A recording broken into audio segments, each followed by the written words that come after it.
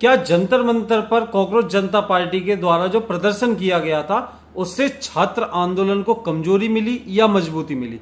तो हम देखते हैं कि अगर आप में से बहुत लोगों ने अगर वो जंतर मंतर का जो सीजेपी का प्रोटेस्ट था अगर वो पूरा नहीं देखा और छोटी छोटी वीडियो देखी हैं तो आपको निश्चित ही तौर से ये पता चल जाएगा कि वो आंदोलन सफल हुआ या वो आंदोलन फ्लॉप हुआ।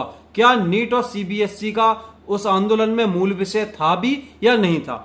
लेकिन जब हम देखते हैं छोटी वीडियो में तो हमें पता लगता है कि कहीं कहीं तो ऐसा लगता है कि एक राजनीतिक आंदोलन है, कभी कभार हमें ऐसा लगता है कि वाकई में ये छात्र आंदोलन है, कभी हमें देख के लगता है कि ये ओपन माइक स्पीकर पर जो आ रहा है बोलकर चला जा रहा है। लेकिन जब हम और वीडियोस देखते हैं और डिटेलिंग में जाते हैं तब हम देखने को मिलता है, हमें कई बार तो हमें देखने को मिलता है यहाँ LGBT के अधिकारों का प्रोटेस्ट चल रहा है। कहीं हम देखते हैं तो वहां में लगता है कि यहाँ पे राजनीतिक आंदोलन है, बड़े बड़े नेता आए हुए होते हैं और उनकी बातें चल रही होती हैं। कभी हम देखते हैं ढपली गैंग ढपली बजा रहा होता है, जैसे जेएनयू के प्रोटेस्टों में हम देखते थे।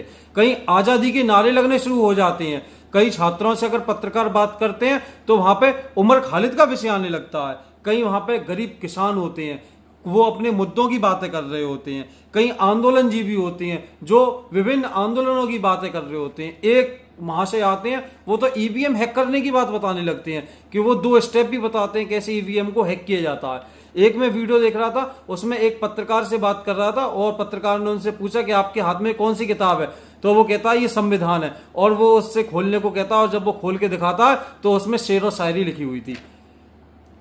तो यानी कि इस आंदोलन में क्या क्या चल रहा था, कितनी तरीके की बातें हो रही थी, किसी को कुछ पता ही नहीं था। धर्मेंद्र प्रधान का नाम भी लोगों को नहीं पता था, अलग अलग तरीके का नाम बता रहे थे। जिसका आप इस्तीफा मांगने आए हो उसका तो कम से कम आपको नाम पता होना चाहिए था।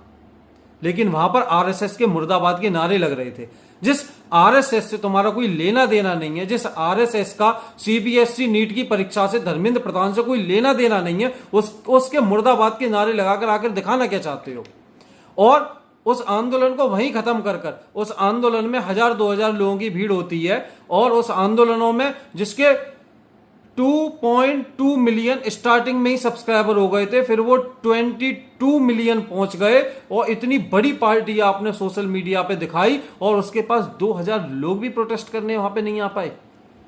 और अब वो कहते हैं कि अब हम दिल्ली के अलावा पूरे भारतवर्ष में इस तरीके के आंदोलन करेंगे।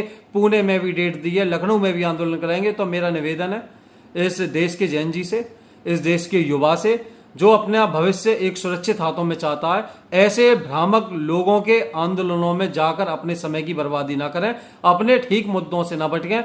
आपका जो भी विषय है, आपका जो भी मुद्दा है, वह मुद्दा सही प्लेटफॉर्म और सही राजनीतिक पार्टियों के साथ में ही उस मुद्दे को आगे बढ़ाएं। इन कॉकरोच जनता पार्टी जैसे लोगों के बहकावे में ना आए। ये सिर्फ भारत को तोड़ने और मरोड़ने की बातें करते हैं। अमेरिका से जो आए थे वो क्या नारे लगाते हैं, जय जय जय जय जय भीम जय भीम। यहां पर उन्हें बात करनी चाहिए थी इस देश के विकास की, जहां पर उन्हें बात करनी चाहिए थी नीट और सीबीएसई की मुद्दों की। लेकिन वो बात क्या कर रहे थे, वहां पर जो लोग आए हुए थे वो बात कर रहे थे जातिवाद की, वहां बात हो रही थी ब्राह्मणवाद की, वहां बात हो रही थी उमर खालिद जैसे लोगों की, इस जो इस देश को तोड़ने की बातें करते हैं। तो इस देश का युवा ऐसे लोगों के साथ बिल्कुल भी नहीं है। और कहीं भी सीजेपी के अगर प्रोटेस्ट होते हैं तो इस देश के युवा को, इस देश की जैन जी को कहीं भी जाने की आवश्यकता नहीं है। जय हिंद, जय भारत।